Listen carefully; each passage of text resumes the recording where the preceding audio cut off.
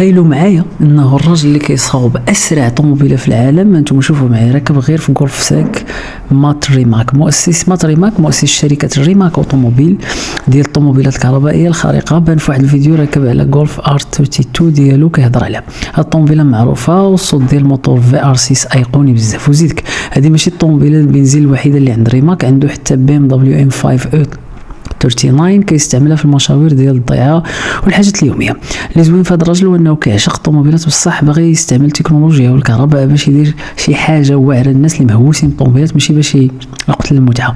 وكان متخيل في ار جديده من الريماك، قوتها تقريبا 2000 حصان، كدوز من 0 ل 100 في 0.7 ثانيه، وكتوصل توب سبيد اكثر من 430 كيلومتر في الساعه. مات ريماك راجل خدام على راسو.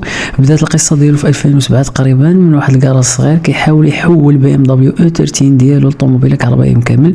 ومن بعد بدا توفيق كيدق البيبان ديال بورش، شرات جزء من الشركه، ومن بعد وصل باش يدير شراكه مع بوغاتي. ما كاين حتى شي حاجه كتوقف قدام فضل الله عز وجل.